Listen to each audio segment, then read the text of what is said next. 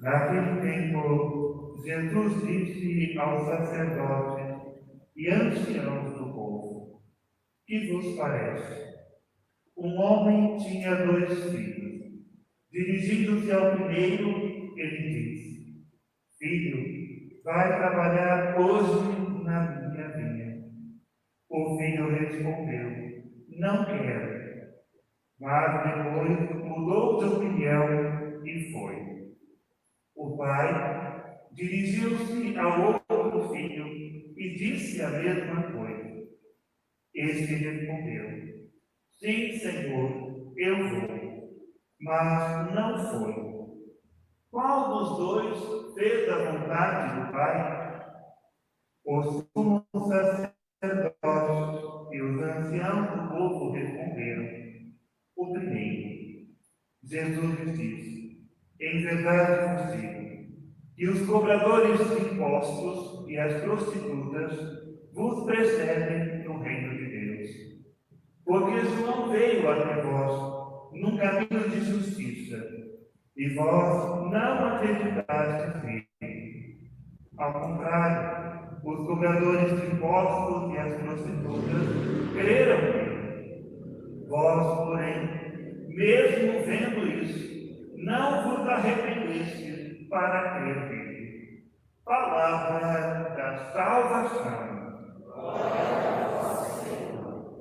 Sentados só um instante, irmãos. Amados irmãos e irmãs, celebramos nesta noite a liturgia do 26º domingo do tempo comum, neste dia em que a nossa paróquia, neste santuário, celebra o segundo dia em honra aos santos arcanjos Gabriel, Miguel e Rafael. Sob a proteção dos arcanjos irmãos, nos colocamos todos hoje na presença do Senhor. Gabriel, o grande mensageiro, anuncia a todos a boa nova, a plenitude dos tempos, com o mistério da encarnação de Jesus. É aquele que nos traz hoje a boa notícia. A boa notícia, amados irmãos do Evangelho, que restaura as nossas forças e nos chama a uma conversão, a uma mudança de vida, para que, obedecendo à vontade do Pai, possamos vencer os males da nossa vida. Nesta noite, nós recordamos a intercessão de São Miguel, no qual muitos fiéis nutrem grande amor e devoção. Miguel, amados irmãos, o anjo do combate, aquele que vem para nos auxiliar nas lutas diárias que travamos contra a força do mal, contra as tentações do maligno. É ele, amados irmãos, que se põe como um valente guerreiro nos combates junto a nós desta vida. Mas qual combate é esse que nos fala hoje a Sagrada Escritura? A Sagrada Escritura de hoje, amados irmãos, nesse dia que celebra-se no Brasil o Dia da Bíblia, nos faz reviver a experiência de fé dos últimos finais de semana. Esse Deus que nos trata com amor e compaixão, que insiste conosco a nossa conversão, que nos chama a trabalhar na sua vida. E na liturgia de domingo passado, nós vimos a ação de Deus a querer que nos salvássemos e formássemos com Ele, junto dele, o povo santo sacerdotal, e assim habilitarmos na recompensa da vida eterna. Hoje nós percebemos, irmãos, que o Senhor continua a nos chamar, continua a dar ordem a seus anjos, como assim dizendo no Salmo 90, 91, o Senhor que envia a nós os seus anjos para que os nossos pés não tropecem em alguma pedra, mas antes possamos viver a salvação. E diante desse Senhor que vem a nós, a liturgia nos mostra as nossas inconstâncias, as nossas incertezas e, sobretudo, a dureza do nosso coração. A primeira leitura de hoje que nós ouvimos da profecia de Ezequiel nos fala, irmãos, das nossas desculpas. As nossas desculpas diante da ação do nosso Deus, para não nos convertermos, para não mudarmos de vida. Às vezes, nós não mudamos o nosso jeito, não acolhemos o Senhor, mas murmuramos, mas reclamamos, dizendo que Deus é exigente demais, que Deus nos cobra demais, e que viver no caminho do Senhor, e que fazer parte da sua vida é algo difícil. São as desculpas que nós vamos colocando, ora que nos levaram a cometer os pecados. Por isso a palavra de Deus hoje nos mostra, amados irmãos, de fato, será que Deus é tão exigente assim? Ou será que somos nós que somos que demoramos para nos converter, para crer no Senhor, e vamos colocando barreira? É a conduta de Deus que está errada? Ou é a nossa conduta que precisa ser mudada? É a nossa conduta que precisa ser revista. É a nossa conduta, o nosso comportamento que precisa hoje ser iluminado pelo Senhor. Numa atitude de fé, numa grande coragem de nos esvaziarmos de nós mesmos, para cumprir em nossa vida a vontade de Deus. Como nós ouvimos hoje neste Evangelho de São Mateus, a figura desses dois filhos de irmãos remete àquilo que se passa dentro do nosso coração, às vezes que fazemos o bem e às vezes que deixamos de fazer. São Paulo já nos lembra nas suas cartas: nem sempre fazemos o bem que queremos e desejamos, mas quantas vezes cometemos o mal? Quantas vezes largamos as coisas de Deus para trás? E quantas vezes prometemos as coisas para Deus e não cumprimos? Não só para Deus, mas para as próprias pessoas. Quantas vezes falamos que será diferente e na verdade não é? A autenticidade da nossa convicção de fé. E é isso que nos mostra hoje esse Evangelho. O primeiro filho, amados irmãos, aquele que diante do apelo do Pai vai trabalhar na minha vinha.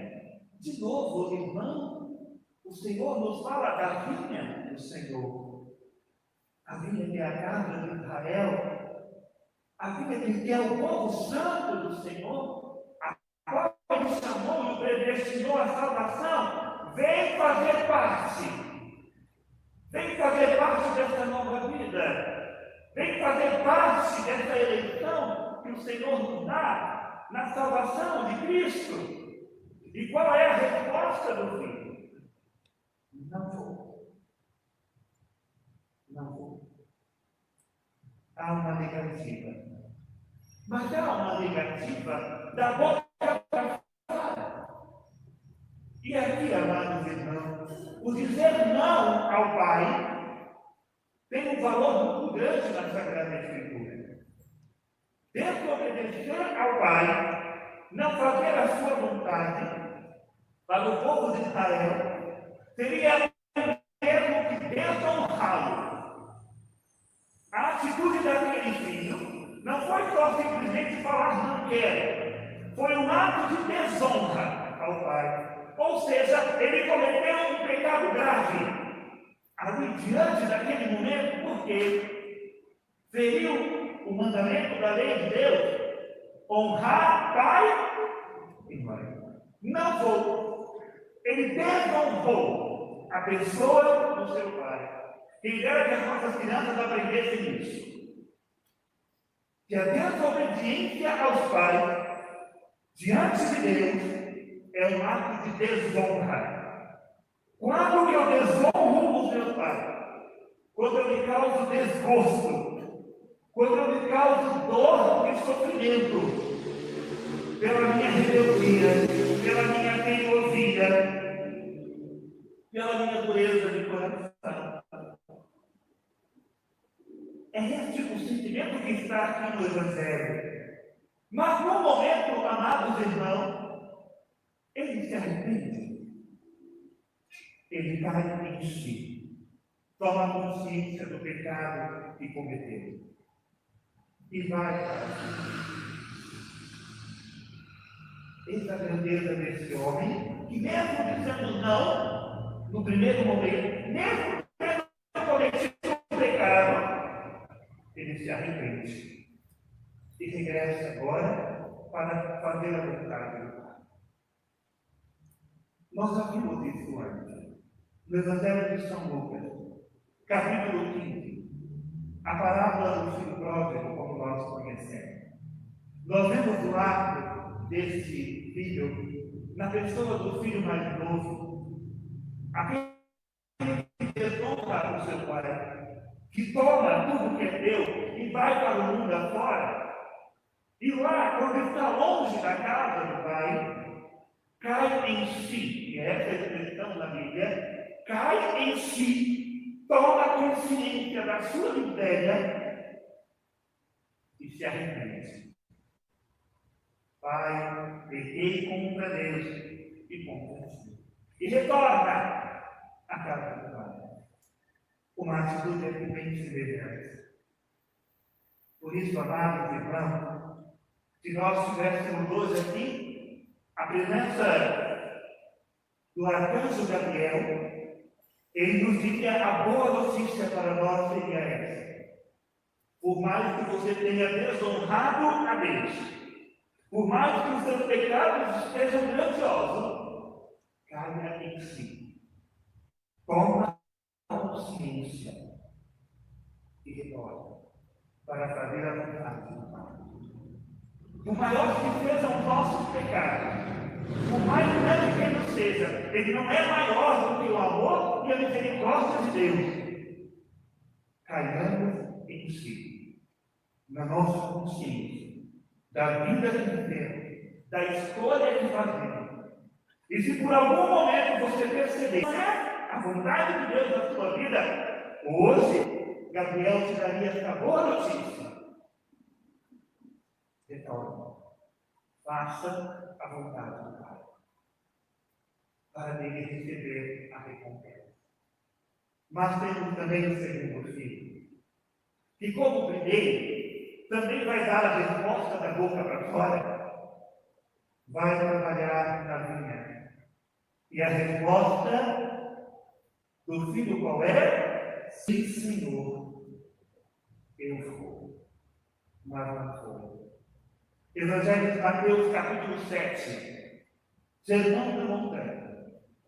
Jesus anuncia: nem todo aquele que me diz Senhor, Senhor, entrará no reino dos céus. Vamos repetir isso? Nem todo aquele que me diz Senhor, Senhor, entrará no reino dos céus. Capítulo 7 de Mateus. Agora nós entendemos por que Jesus está dizendo isso. Porque são palavras ditas ao vento. Sim, sim. E eis o nosso perigo de hoje, irmãos. Temos uma fé de palavra, não fé de atitude. Uma fé de aparência. Diante de muito, a atitude desse segundo, olha que bonito, né? Olha que bonito, ele não desonrou o pai. Ele disse sim ao pai. Será? Ele pode ter dito sim, mas ele o desonra o Pai pela desobediência. Porque no silêncio, na escuridão, lá no seu íntimo, ele não realiza. Ele diz que vai. E quantas vezes nós somos assim? Quantas vezes nós dizemos o sim para Deus? Quantas vezes nós queremos nos comprometer com o Senhor? Não, a partir de agora será diferente. E nada muda.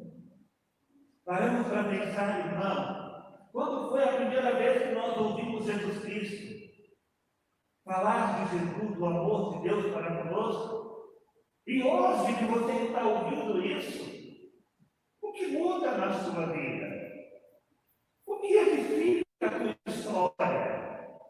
É isso que devemos trazer para nós. Desde o dia, hoje nós tivemos a alegria, irmão, de retomar o sacramento do batismo. Batizamos 10 crianças de manhã aqui no santuário, e depois mais 4 crianças na comunidade Santa Brisa.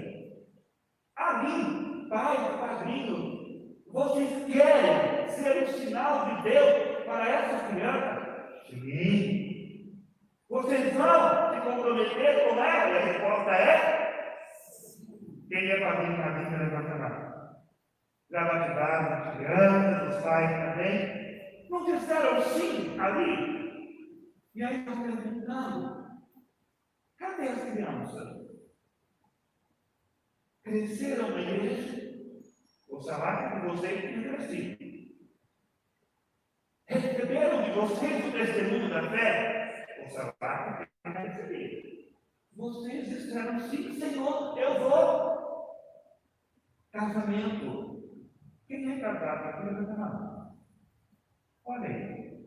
Qual é o que torna o casamento um sacramento? A graça de Deus, mas o comando desse é o consentimento. É de livre e espontânea vontade que você está aqui? Vocês disseram? Sim. Ninguém obrigou? Não. E prometer amor e fidelidade um ao outro é por toda a vida que prometeis? Estás dispostos a receber os filhos que Deus nos enviar? Sim. É assim mesmo? Por que há tanta adultério? Por que há tanta desunião? Por que há tantos meios anticoncepcionais que impedem a gravidez? Mas eu disse: sim, Senhor, eu vou. E não fui.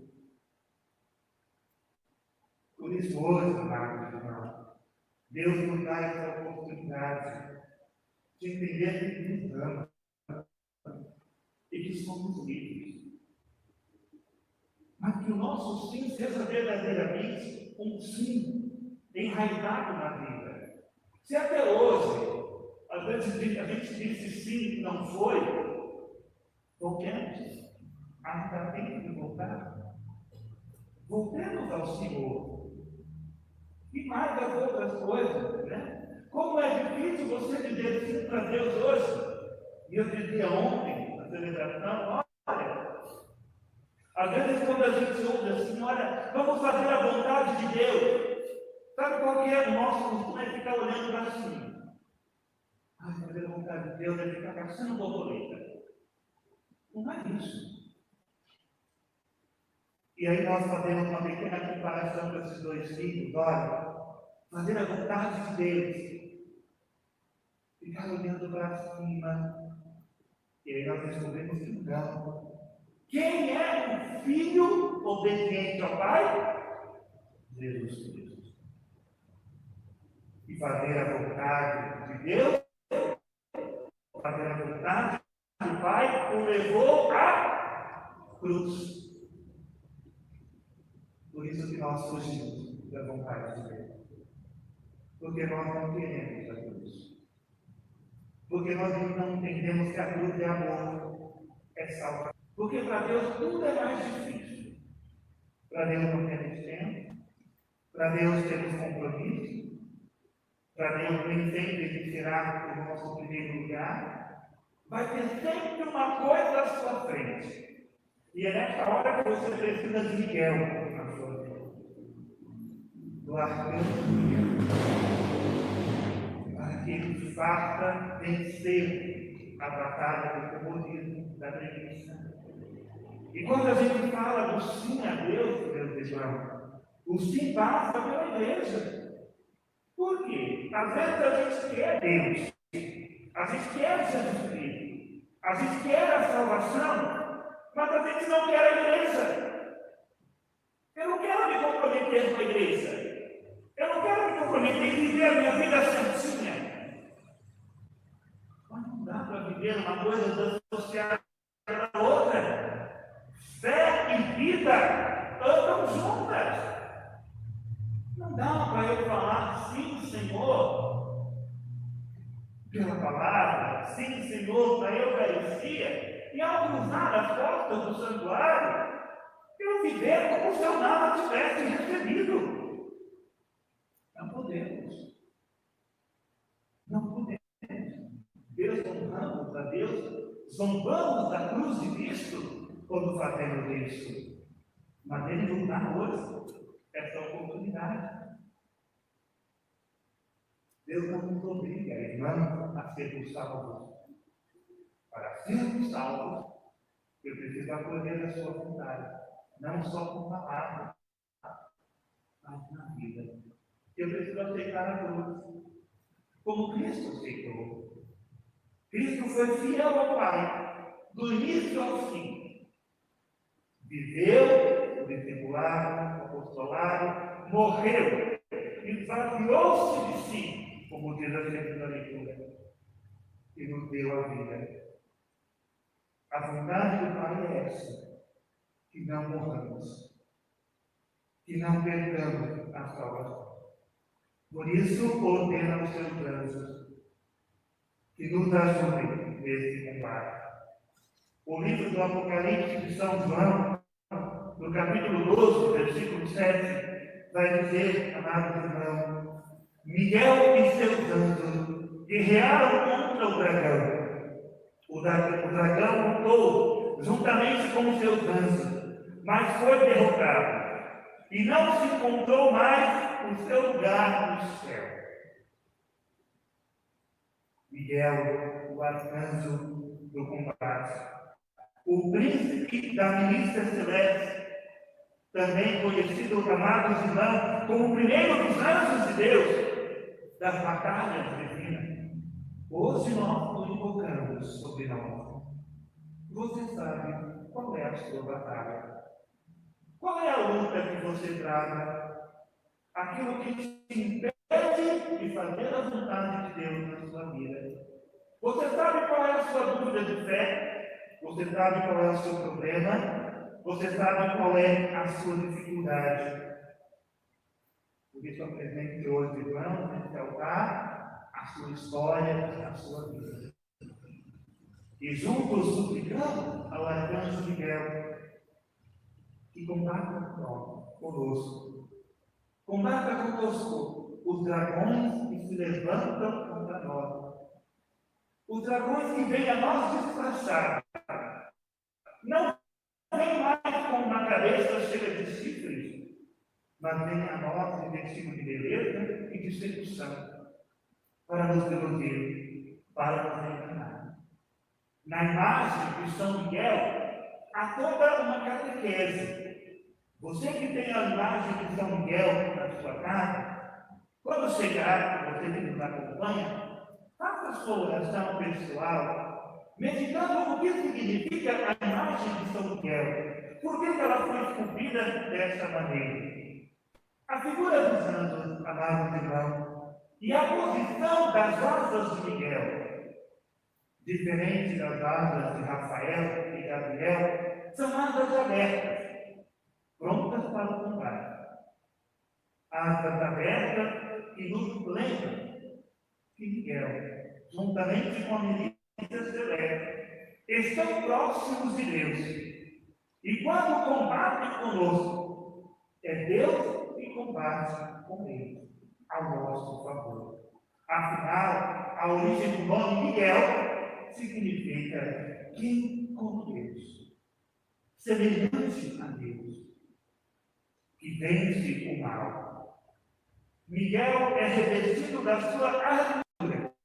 O cristão batizado também deve revestir da armadura de Cristo. A armadura que nos faz, amados irmãos, resistirmos ao mal, nos blindarmos das tentações. A armadura que é também transmitida pela Sagrada Escritura, que é lâmpada para os nossos pés.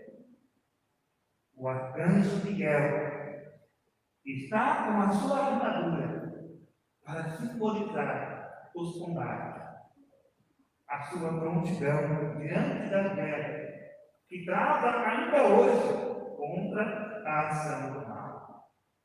Mas há um sinal na imagem de São Miguel que nos encanta e ao mesmo tempo nos espanta: a espada em sua mão. O poder de Miguel encontra-se fundamentalmente nessa espada. É com essa espada que ele vence o demônio. A espada é o sinal da luta do cristão. A nossa vida, enquanto filhos e filhas de Deus, rumo ao céu, será uma verdadeira luta, um verdadeiro combate. Na carta de São Paulo aos Efésios, nós encontramos a citação da espada perfeita, aquela que é afiada, aquela, amados irmãos, que é viva e eficaz. A espada que nós cristãos carregamos, a exemplo de São Miguel, é a palavra de Deus. É ela que nos faz vencer o demônio. Afinal, foi citando as palavras de Deus, foi citando os textos bíblicos que Jesus venceu as 3 tentações do demônio no deserto. Quando olhar para a imagem de São Miguel, se recorda, é Deus presente na sua vida, que pelo batismo se revestiu da armadura e que entregou a vocês, irmãos, e a todos nós, a palavra como espada, para nos defendermos do mal. Uma balança, sinal da justiça. Na tradição da devoção popular, Miguel é tido como aquele que no dia do juízo irá pesar as almas pelo bem e pelo mal que praticamos. Por isso ele traz a balança em suas mãos, nos recordando das nossas ações, nos recordando da justiça de Deus, a qual devemos amar e temer mais do que a justiça dos homens.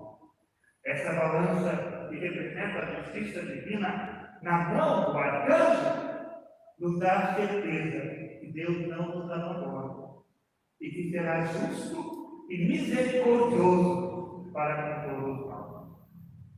O dragão, o demônio em seu simboliza a vitória de Deus sobre o mal, a autoridade para vencermos as tentações. Miguel o venceu e o vencerá todas as vezes que for invocado. Como também nós temos por isso a força do Espírito necessária para vencer os dragões da nossa vida, nas duras batalhas que travamos.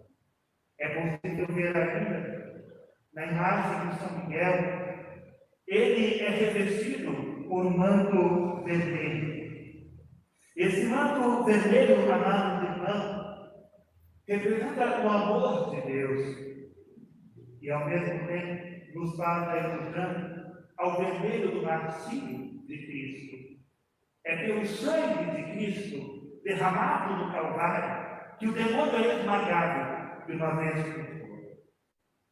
Esse arcanjo é o arcanjo do combate, é o arcanjo que nos concede a vitória.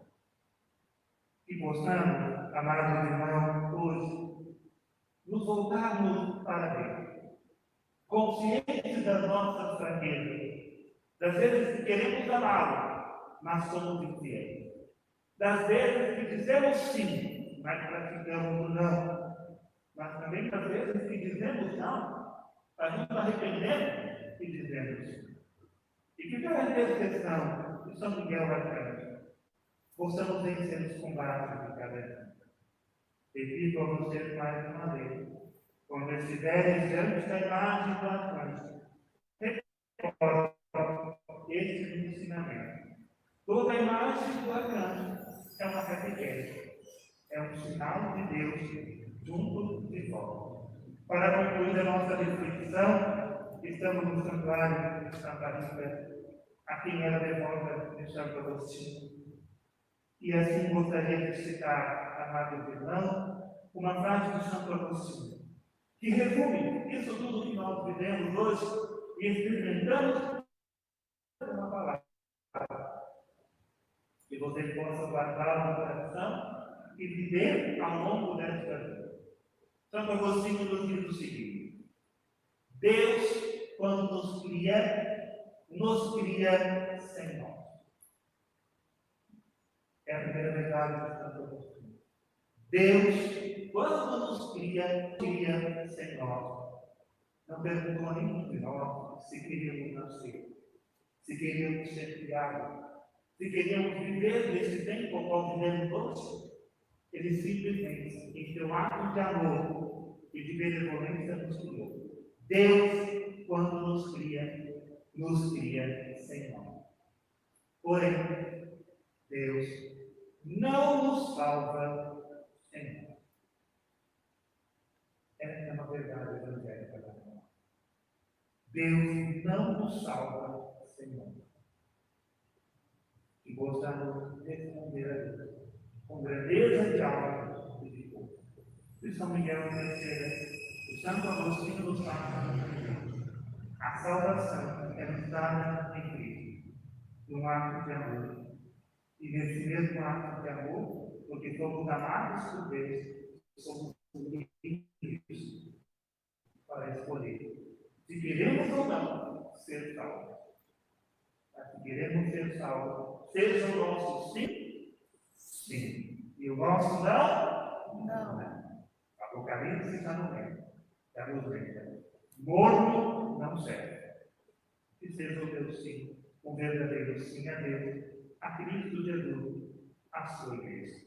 Louvado seja, irmão, o nosso Senhor Jesus Cristo. Para sempre seja louvado. Creio em Deus, Pai Todo-Poderoso.